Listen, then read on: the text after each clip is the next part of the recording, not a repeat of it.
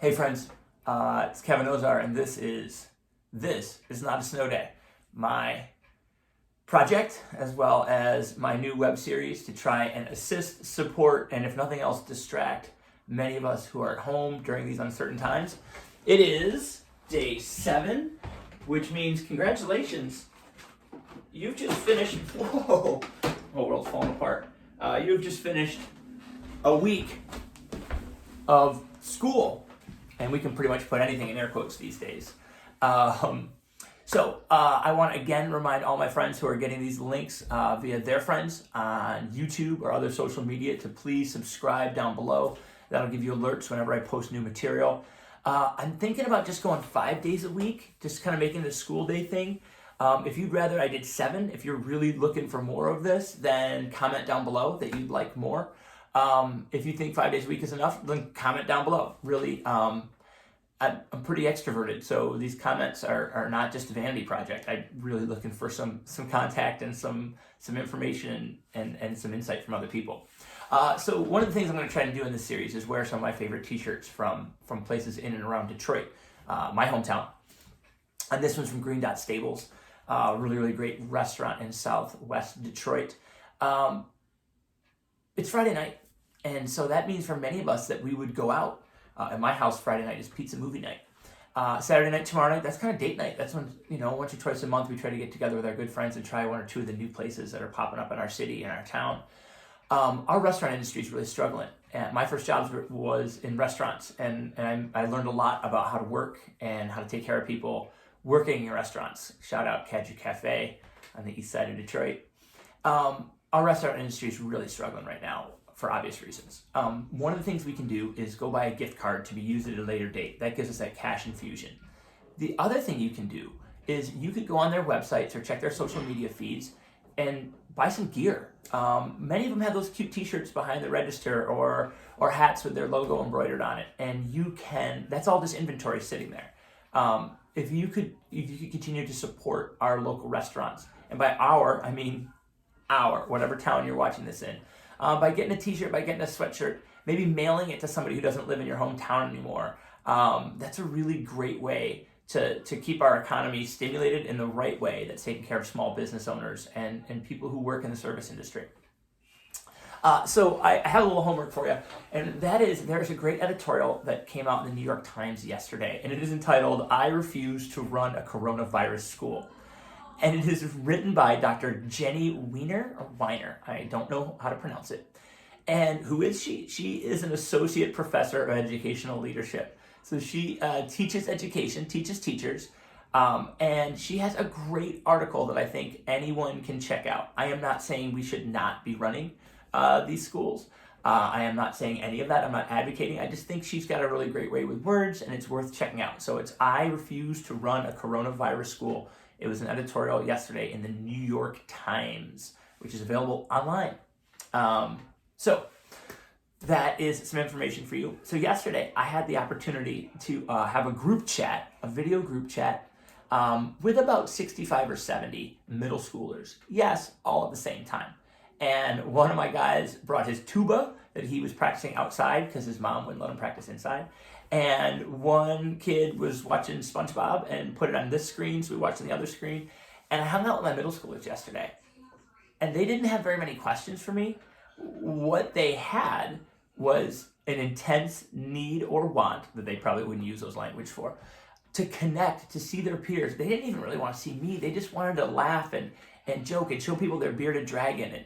And so I think there's something really important bubbling to the surface, that schools are a connection point. And when you think adults, how many of your current friends or your circle come from the people that you socialize with, waiting to pick up or volunteering at a craft fair, that schools really are our community hubs. So I want to encourage you, parents, in any way that you can with technology, that you can safely help your kids connect with their peer groups. That's really, really awesome. Even if it's a video chat or if it's some FaceTime.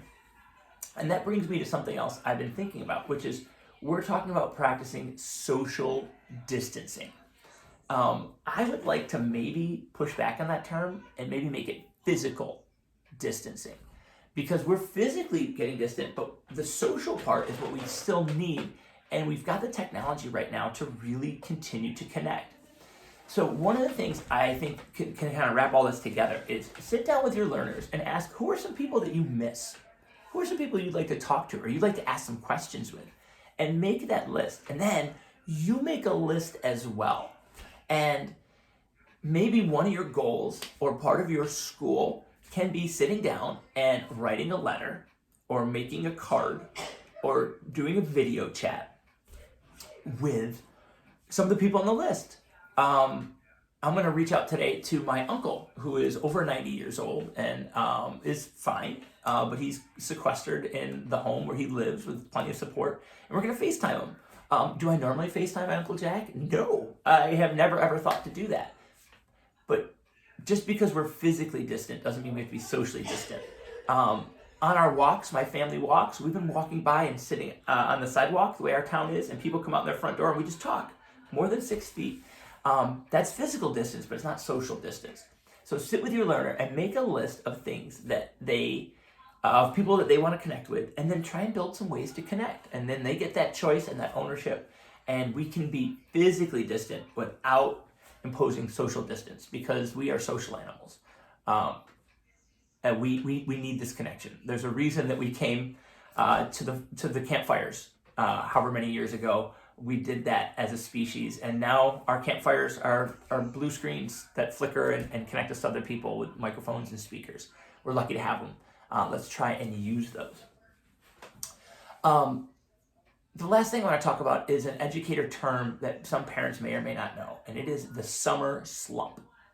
And the summer slump means that a kid took the summer off cognitively, and whatever progress they had made kind of started to dip a little bit. It is really easy to combat the summer slump. It is simply by getting your kid cognitively active. And you can do this with picture storybooks, but you can do it with television. You can do it with anything.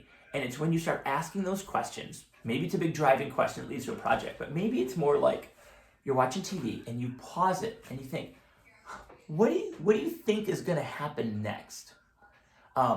Which of Paw Patrol is going to really come through right now? What do you think Count Olaf's going to say? If you're reading a book together, just drop your finger in the page, close it and say, what do you want to have happen? What surprised you about this book so far? Now, my kids call that being a teacher. And when I pause movies and like, who do you agree with? Do you agree with Captain, or do you agree with Tony Stark? Like, who do you think's right here in this Civil War? They freak out because they know what I'm doing. They're always like, it's not school. You don't have to be a teacher right now. Can we just please watch? And they're right.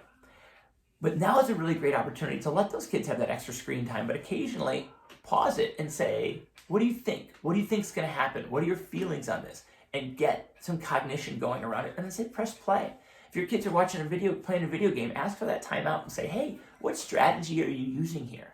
If someone were to start picking up this game, what 2 pieces of advice would you give? And it gets them out of the now, and it gets them into the cognition that creates thinkers, that creates learners. And that's not math facts. That's simply getting to a place where you're pausing to think at a deeper level. Your depth of knowledge gets from surface to some synthesis, some prediction, some expectations, and some connections. And so you can apply that kind of questioning all the time. How long do you think it'll take to cook this chicken? Which room do you think would get the messiest? Why is that? What strategy could we use to keep the front room clean? What's a great system for our shoes? Anything that just switches from reacting to processing is school. And that's fantastic. I'm kind of smiling. I don't know if you can hear that. In the background, my wife, also an educator, is on a Zoom chat with like 7 other teachers, and they are laughing and they are cracking up, and it's awesome. That's what's happening behind the scenes. If you're wondering how these uploads in Google Classrooms and Schoologies are happening, it's because a lot of your educators are working really hard. And you're an educator now, and you're working really hard. So I want to appreciate you from the bottom of my heart for what you're doing for my learners who are kind of loving school. My teen, she's like, yeah, I'm in night school. I wake up at 3 p.m., get some food, about 5 o'clock, go to class, go till 4 a.m. I'd falter if I didn't live almost exactly that schedule when I was in college. So I'm almost over time here. Thank you so much. Please subscribe. Leave comments. Do you want more of this? Should I keep it up over the weekend? Do you think 5 times enough? Love to know your thoughts on the editorial in the New York Times. Drop that in the comments as well. Great connecting with some old friends I haven't seen in a while, but we're being social because even though we have physical distance, doesn't mean we have to be socially distant. Thanks for watching. Have a great weekend. You got this.